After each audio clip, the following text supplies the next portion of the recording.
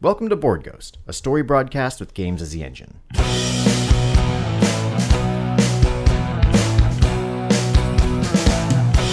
If living is a highway, then heaven is a bus stop.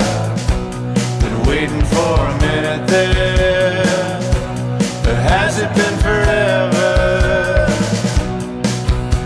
'Cause dying don't agree with me, no. Dying don't agree with me, no.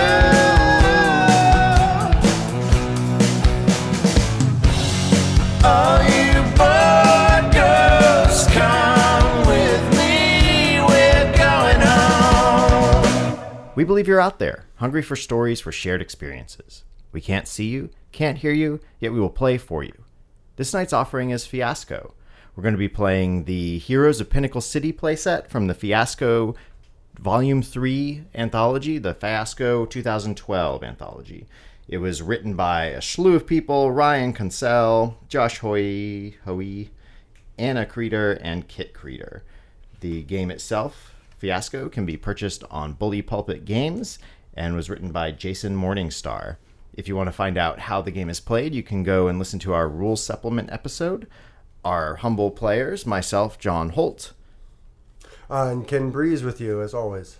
Lisa Renke. And Stacey Douglas Moverly. All right, so we've rolled up our dice and created our grid. We have a government relationship between me and Ken, president and advisor, to be defined. We have a origin stories relationship between Lisa and Ken. Our paths have crossed over the centuries. We've had experience of it with each other. Between Stacy and Lisa, there's a romance. You remember, they don't. Time travel makes you sad. And between me and Stacy, there's a secret identity relationship. They know your true identity and use it as leverage. So out on the table, we have a couple. We have one need, which is the need to get laid to continue your species. Oh, yeah. We have a couple objects. One is a puzzle piece, a super truth serum. Another is an ominous object, the mayor's corpse. And a location is the famous UN building in New York. All right, so we're going to go ahead and figure out what our characters are and then let you all know about them. So I am United States President E.R. Rager. Rager? Ernest Reed Rager. Yep. President Rager. I am a major xenophobe, and I really want I want an isolationist planet, and I want an isolationist U.S., and then I also am keeping a lot of like extraterrestrials under wraps. Sure. Splicing Who knows? their DNA and overseeing a lot of like experiments. You're a bad man. The long and the short of it is that President Rager is not a good guy. Yeah, Is that sort of the deal he's the here? president, but he has the country's. Is he bald and muscle bound? Yeah, he's just like, he's always got a vein going. President Reed Rager. Connected to the president through very shadowy means from his earliest days in public service, an ally of his who he only knows as DK.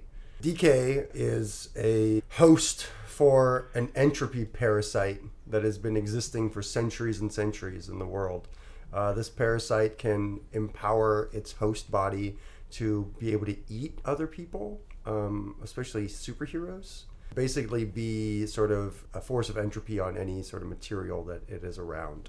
At this present moment, the parasite, who we'll just call Decay, has overtaken a sort of a janitor at a local Washington, D.C., or no, New York City. Let's say New York City high school. And he's sort of a small-time thief as well. But he's just like totally undercover in this body of this like nobody, basically.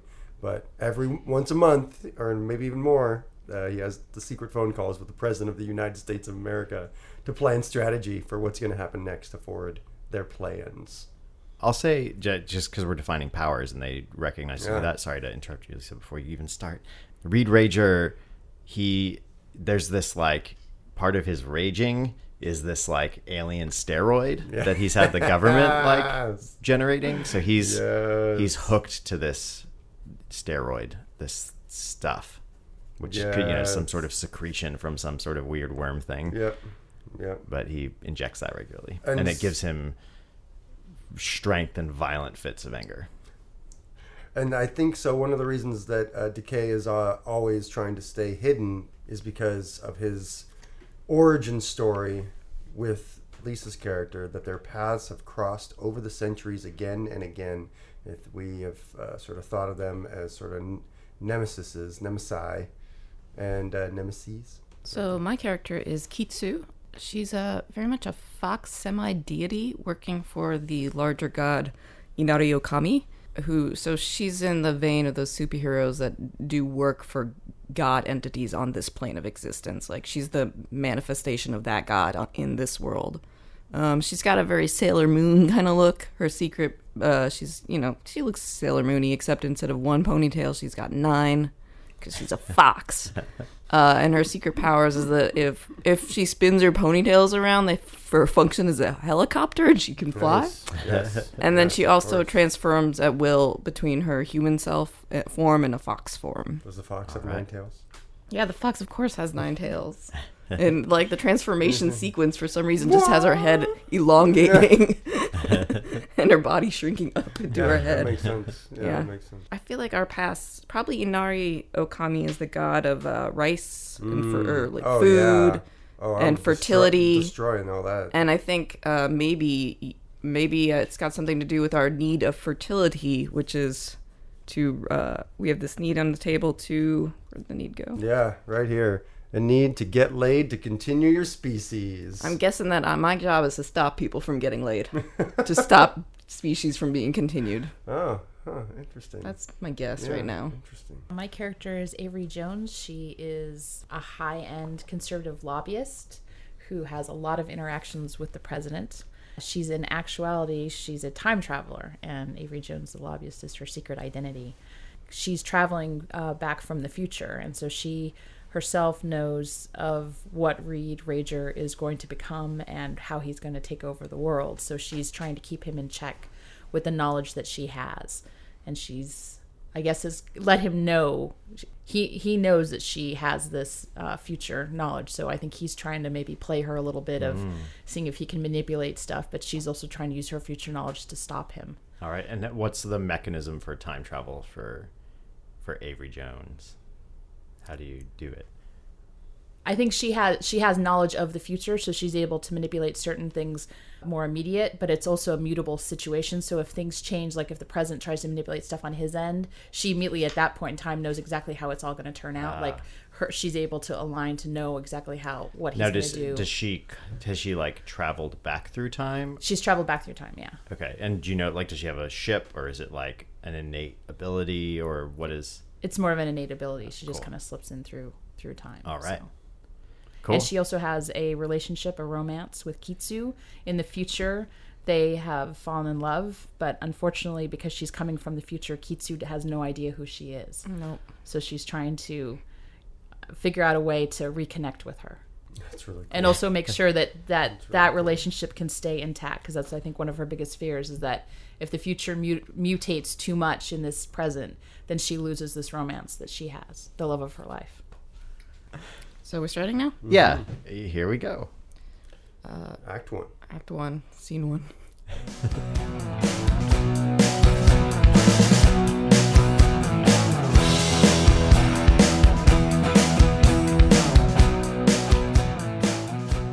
It's the beginning of the movie 2001: A Space Odyssey. And we see a bunch of monkeys and a big black door, a big black monolith. And it pans out farther and farther away from that iconic scene that we all remember, until you just see two, like a fox and a monkey fighting the shit out of each other. They're just, the monkey's using primitive tools and the fox is just yapping at the monkey. And you see the fox transform into a young woman who you recognize as Kitsu, with her beautiful white flowing gown. She's like, "I'm not going to let you take over the monkey race." And she's talking to DK, who is obviously parasitically inside the monkey, of course. And so the monkey is sort of going, ah, ah, ah, ah. And as that's happening, its sort of mouth gets wider and wider and wider until it splits in two. And it's sort of like peeling out from the inside as it's sort of like just decaying and falling into this puddle of like oozing mulch. And then the mulchy puddle on the ground, it looks like a oozing sort of paramecium or something like that. Sort of a vague face, eye holes, nose holes, and a mouth hole sort of appears in it.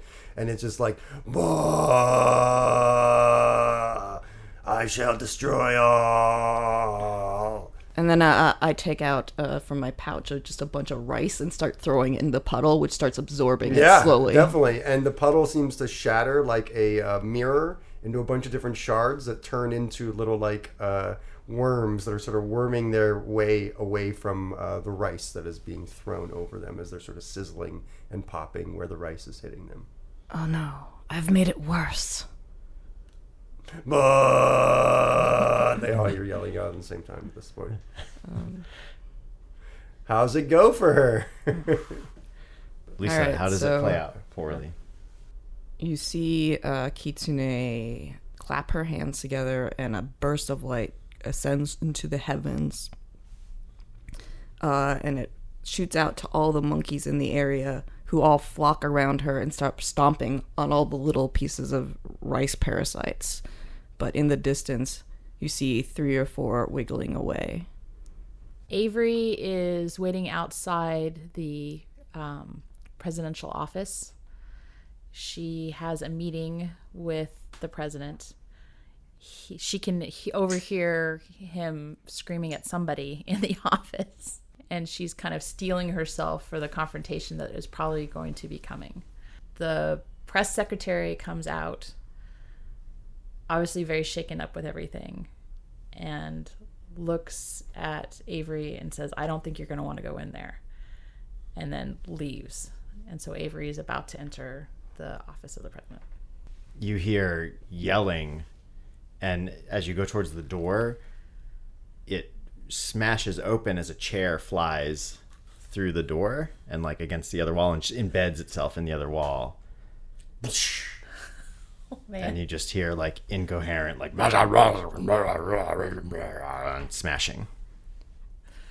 Avery cautiously looks around the corner, trying to keep most of the door as a shield, just in case there's more furniture that's going to come flying out. And what does she see? So Rager is there behind in the Oval Office, behind the desk, just smashing his fists on the big presidential desk, and it's just splintering and shrinking, and he's just raging out. All right, so she says, now, are you sure you want to do this? You want to reveal what you truly are? He stops and clenches at the desk, and splinters are around his fingers. And he looks up, and through like clenched teeth and like blood is coming through his teeth because he's clenching them so hard and they're cracking a little bit. And he's like, Avery Jones, nice to see you. Come on in. Mr. President. And he hits a button on the door. Sally, can you get me a new door for the west entrance? Right away, Mr. President. Thank you. And then workmen are already like coming in behind you, like they have a door ready to go. Like they're peeling the chair out of the thing, and there's like plaster going up as you enter the office. So, why are you here again? This is not the best day. Understandable, but I think that you have plans in place that could cause problems for you a little bit later on down the line. You're telling me? I've already lost the mayor today. I heard. And I'm supposed to speak at the UN later this afternoon. He was supposed to introduce me for my new plan. I think you need to do a little bit more research because the mayor dying today is going to have more impact on you than you realize. I'm going to get madder than I already am about this whole thing? No, there's another plot afoot that's involved with how the mayor came to die. I don't have all the information, but it's going to impact you greatly. And you need to figure that out before you go to the UN.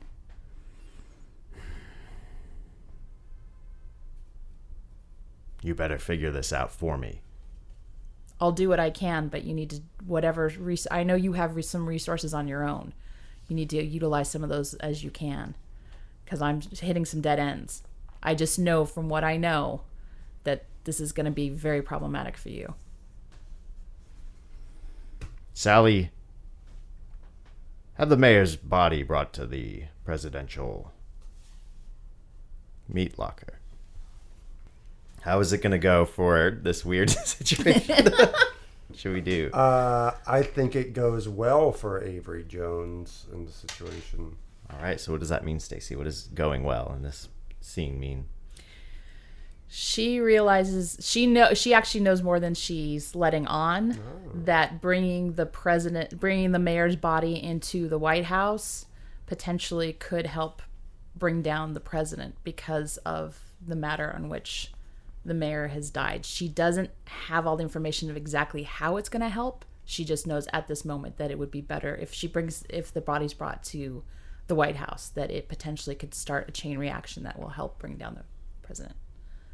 This is a slight flash forward parallel. So it was the Secretary of State who left the office before you, right? Oh, press secretary. Press secretary. Okay. So just before, I'm behind my desk reading some confidential information, looking at some autopsy photos of a recent crash in the New Mexico desert from an incident, another one, seeing if there's any salient information. And the press secretary comes in, and he's very sheepish and very nervous, and he's got some rough news for me. I think all he does is maybe hands you like a burner, like cell phone, basically. All right. So I take this phone. DK, I assume. Hello. What's going on? The plan. It is progressing. But there's been a hitch. The mayor is dead. Which mayor? The mayor of New York. He became aware of the plan. But your UN reveal will continue as planned. I don't see how this is going to work. The mayor was intrinsic to this going off well. The death is a concern. Take care of it. But don't let anyone examine the body. Not until after you go to the UN. The phone at this point has cracked in his hand, and so the conversation cuts off. And I throw the shards of the press secretary and just start yelling, this is unacceptable. Why does it all fall apart around me? None of this works the way I want it to. And then becomes incoherent rage. And he lives up to his name as he ER rages out, flips some art off the wall. He hates art. Throws it at the press secretary. Smashes a statuette. Eleanor Roosevelt's Crunch thing. And hefts up the chair and says, "Get out of here." And prepares to throw it at the press secretary as he's scuttling out the door. What do you think? How will things go for President Rager? Poorly. Yeah, that seems about right. All right. So mid-rage, as he's about, like, he really wants to throw this thing at the secretary and just crush him like a bug. And as he's about to like just fastball this thing at the back of the guy, his arm goes numb, and he loses sight, and he spasms and falls to the floor, and the throw goes off, like it goes wild and still smashes through the door, and he teeters and grabs the desk and smashes his hand in and pulls out this like EpiPen style injector and injects it right into his neck. Ah! And like clenches his teeth and starts smashing the thing as pain and fire rage through his whole body. We find ourselves on like a very blistering hot day in New York City. The pavement is very warm to the touch. You wouldn't want to sit down on it with bare skin. The cement's real hot.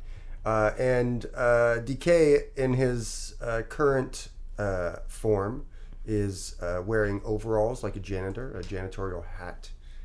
His big boots clomping on. And he does not seem to be sweating in the very hot weather. And who should step out before him but his long-term nemesis, Kitsu. She's found him once again, and he stops right in his tracks, looking right at her, and says, "Will we always be playing this game?" You know, I always want to dance with you. I don't think I can keep up with your tempo, but now may not be the time for that. Kitsu takes out some samurai swords. Yeah. Yeah, and just runs full on you in the Okay. classic anime style where she passes by you with the samurai sword, Yeah. only to reveal that does she hit you? Yeah, Does she I hit you? think that she totally cuts right through this janitor's midsection as blood and guts sort of like just come out the side of him. And it sprays on like a woman walking her dog. And she's like, "Are you kidding me? Jesus Christ, these people!" And She keeps there's on just sort walking, of gives you a almost like a non-reaction where there's just blood and guts oozing now, and DK says, "Ah, my favorite jumper." And he sort of turns around and looks at Kitsu and says, "Have you learned nothing in the centuries? You cannot destroy me." But at least I can slow you down. And she turns around and starts swinging her blades at you, cutting you into smaller and smaller pieces. Okay, yeah. Trying to cut you into smaller and smaller pieces. All right, I think that's I'll call it the scene there and see how it goes for me. I think it goes poorly. All right. Okay, it goes poorly. What does that mean? What that means is that DK basically throws its form forward, trying to bear hug Kitsu, and as doing so, his mouth widens again in sort of that same huge gaping maw that's tearing through the body and skull of the creature it's within. That has been seen in the first scene of the story, as it tries to chomp onto Kitsu's neck, but she's able to sort of... She transforms immediately into a fox. Yes, exactly. And sinks down to a small direction. Exactly. And so the sort of beaten form of the janitor rolls past the fox, and then seems able to leap with great strength up onto a building and run away. And Kitsu takes the vile flesh that remains of the so-called janitor and starts digging through the pockets and finds a few notes that she reads. Yes. And you hightail it. Hey-o. You hightail it out of there just as the super police show up. And I hear some women in the back saying, "Oh, the coyotes again." Space coyotes. Coyotes. This neighborhood's lousy with them. We are in Avery Jones's, I'm going to go with penthouse apartment on the Upper East Side. And we're in the midst of discussion, and we're both sitting on the couch, and I'm talking to Avery. Avery, I know DK has got a plan, and I need your help. I got this evidence off of his body. He said something about multiplying. I don't know what it means, but I'm sure that he's up to his no good tricks again. I think he has a connection with the president, but I haven't been able to prove it. Oh, let me give you this address book that I found. Does this mean anything to you? And she flips through it. Yeah, and there's definitely numbers in there, like special contact numbers that only high elite people would have.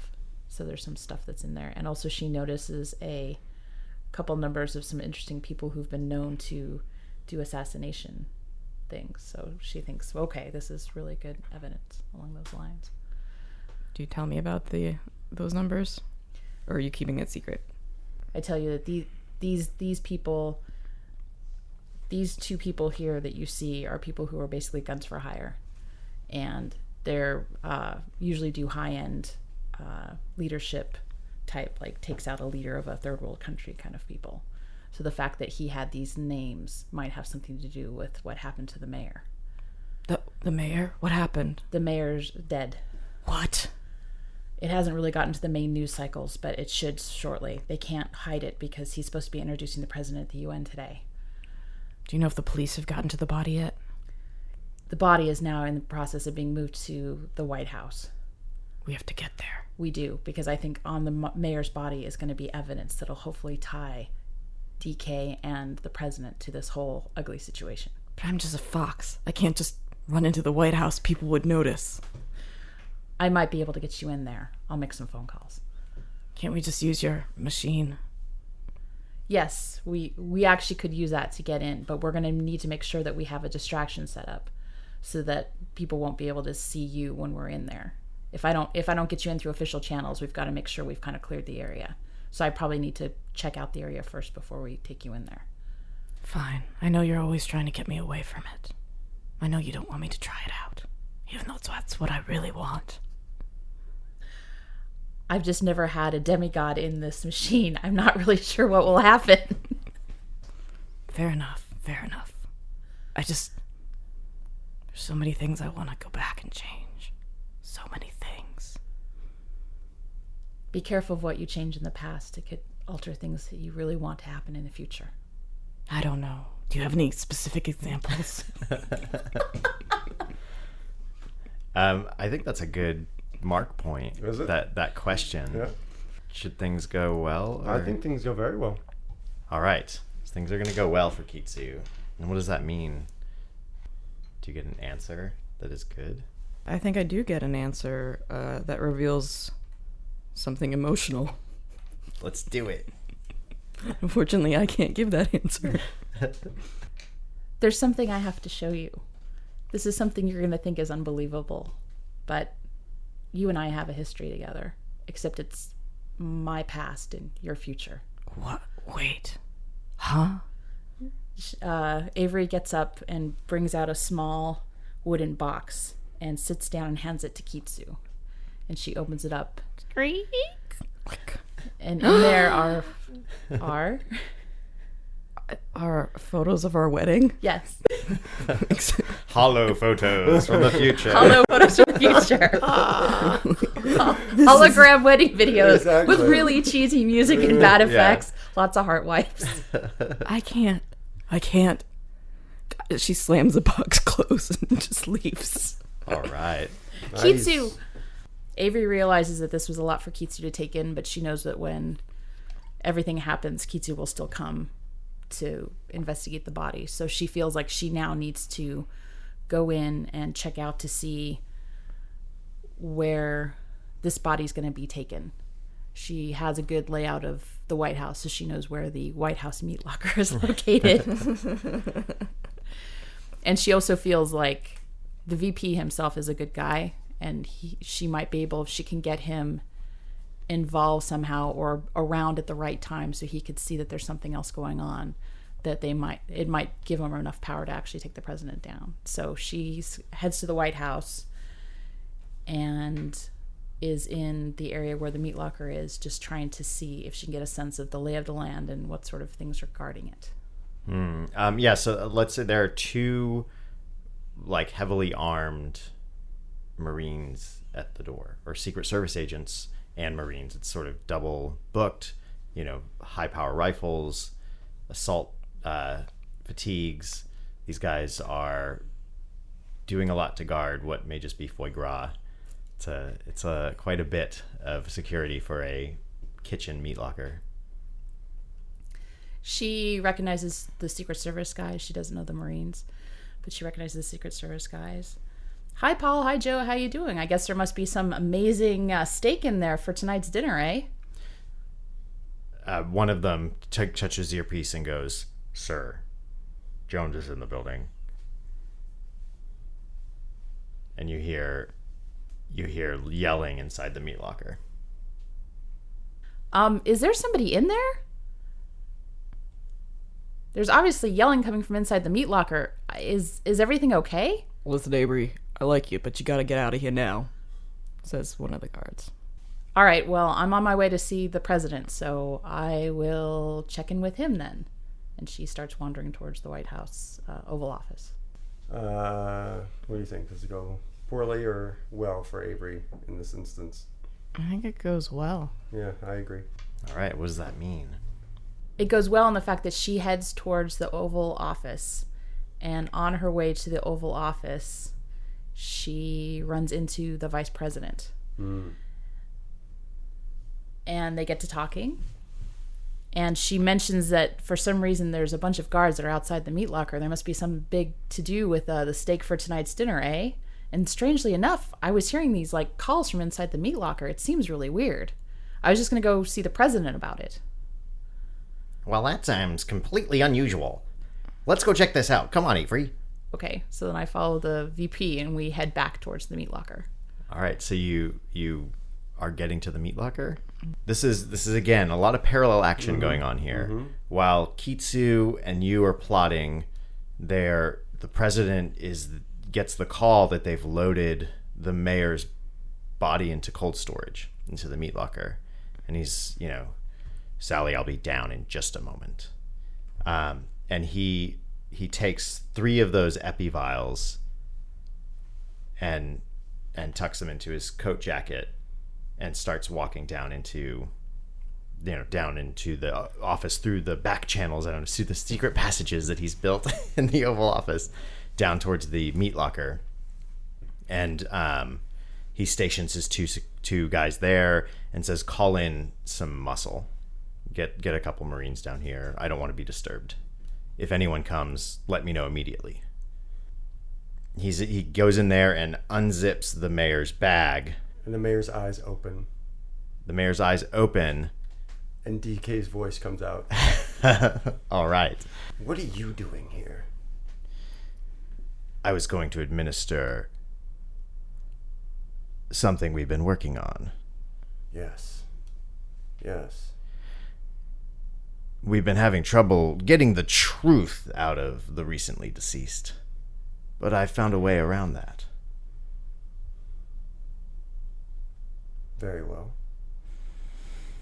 For a point of clarification, is DK in his parasite form or is he in the mayor? I think that he is in the mayor. In the mayor, yeah. I don't think he's in his parasite form. But may not have knowledge of what the mayor knows. Right. Doesn't have access to the brain juice. Yeah, exactly. So Rager goes, "This is going to be uncomfortable for all of us." And he takes 2 of the EpiPens and injects them into himself and falls on the floor and is shaking and twitching. That's when a call comes in through the meat locker and says, "Avery Jones is here, sir." And he starts screaming in pain and anger and smashing, punching almost holes in the metal ground of this meat locker. And he gets off and he takes off his pants and he says, "Go on." "The byproduct of this serum that makes me angry and strong also allows me to get the truth from the recently deceased." Gee, the picture in my head is something different perhaps than everyone else's. I don't know. What's going to happen? Is this going to go very poorly? All right. Well, you guys need to figure out if it goes poorly or well. I think it goes really well. ER Yeah, Ranger. definitely. All right. It goes well for the ER Ranger. Let's All right. describe this. The mayor says, "This wasn't part of the plan." You're going to want to close your eyes, DK. And yeah, like the mayor's corpse reaches out basically to try and stop whatever is about to happen. And Rager just embraces him Yeah. and makes strong love to the mayor. Okay. Sweet. And, yeah, and it's And blasts truth serum into him. oh man. All right. And, yeah. But then just is completely spent and passes out on the floor. But the mayor, you, DK, the synapses fire and you get a full. This is something you've never experienced before. Yeah, you haven't. You're fusing with the mayor's personality. Yeah. And this body. Yeah. And you may not be able to get unstuck. Yeah, I think that whatever was going on with the mayor has been totally taken over by the president's own plans. But you now have full knowledge of what happened to the mayor. Okay. Okay. In a burst of alien like psychic inspiration, I understand what has happened to the weird copy I made of myself. Yeah, I mean it's almost like I'm all like, damn, I can't get out that way. Like that was a way I could get out. It's almost like you're a new form of life. This is DK, the OG, who's been slashed original up and dude, is like yeah. bleeding everywhere. Is like in a weird dark man sort of overcoat and sort of a fedora at this point, like trying to conceal his totally just torn up body. Are you over at the UN? I think that. Is this before or after the truth serum? So this is after Truth Serum, I Okay. think, and I think DK is basically, I guess let's do it this way. You've been able to track down DK again, Kitsu. You're Yes. always on the hunt for him. You know he's in New York City somewhere still, and you find him as he. I guess you find him just as he's about to like transform into the press secretary, like let go the body of the janitor, as it were, and infect the press secretary. So we're like in a I would I say thought like you were already out of the janitor's no. body. Oh, so how about So it's like a collective consciousness thing. Like you've got two parts of you are in two different bodies, that are but they're all still Or is it like- the same 'cause they person. were they were Okay. like you guys were like you're kind of with Avery trying to get in the White House, and you're all like everyone's kind of converging on Yeah. the White House right now, and you like maybe that's it. Your guys like the reason why you weren't with her is you kind of like I need to. Something's going on. Like I sense it. Well, she can travel as quickly as she wants to. I mean, she's Right. like My hair. she's a deity. My character's in New York City. The mayor was in DC, but Right. has been destroyed or transformed or whatever it was. So in New York City, the press secretary is there for official business, and I've tracked that person down. Because the speech is going to still be on. Speech The big is on. The presentation at the speech UN. is on soon. So you guys are on your way probably to New York at some point. At any rate, I'm trying to infect him and take him over. And that's where Ketsu basically finds me. I'm in his sort of like high-rise hotel room, and I've been posing as the person who is a room service who's delivering food. And at this point, I'm basically like on this person, having overpowered them with strength, and I'm sort of like breathing my essence into their mouth, I guess, and like sort of transforming the slug parasite that is me from one to the other in a really disgusting, oozy process, I guess. And then you arrive somehow. Can Kitsu like after being like attuned to this for having hunted it for a long time, kind of know when this stuff's going down? Maybe that's it. Probably once he reveals his Like the janitor form. once he escapes the body, my god is able to sense him on Earth and tell me where to go.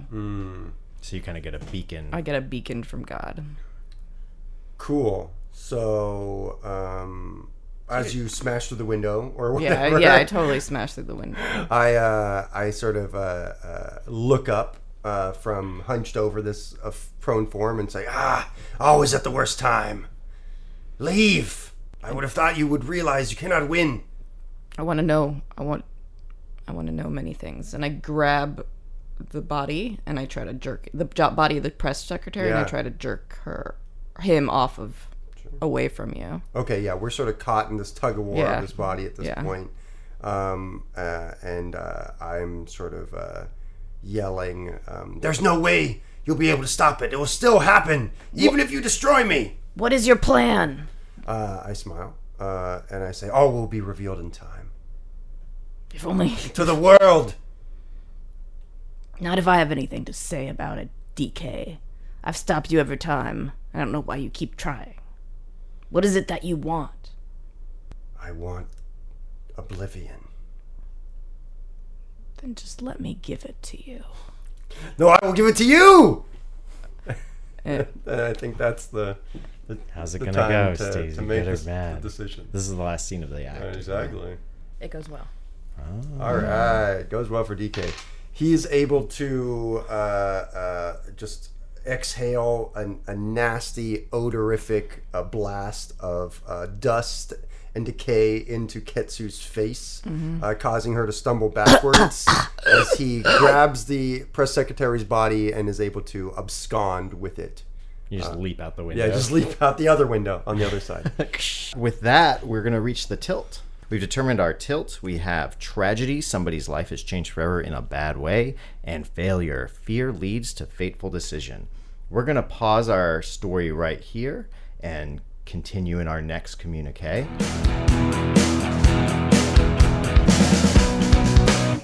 With that, our story pauses. To learn more about the players and engine in our story, visit boardghost.com. I was one of your players, John Holt. You can find me on Twitter at Lord Joho. Ken, where can people find you? You can find me, Ken Breeze, on Twitter as well at Berlingsbeard at BERLINGS Beard. All right. And Lisa, where can people find you? You can find me on G+. My name, Lisa, Lisa, Renke, REINKE. All right. And Stacey, where can people find you? You can find me on Instagram at Stadomo, STADOMO. All right. So we'll continue this story next week. You can attempt to pierce the veil and contact us at Board Ghost World on Twitter. Shout out through the ether if you have desires we can fulfill. Leave reviews and comments on iTunes or your preferred listening portal. Please take a moment to subscribe so you don't miss out on the latest episodes. We also are putting our episodes up on YouTube. So if that's the way you like to listen to stuff, you can watch and listen, watch the image and listen through YouTube. We'd like to thank Pat Couples for our theme song and interlude music. You can find more about Pat at patcouples.tumblr.com or on his band's webpage, hotelsandhighways.com. If you're not alone in the void, share our stories. The more they are consumed, the truer they become.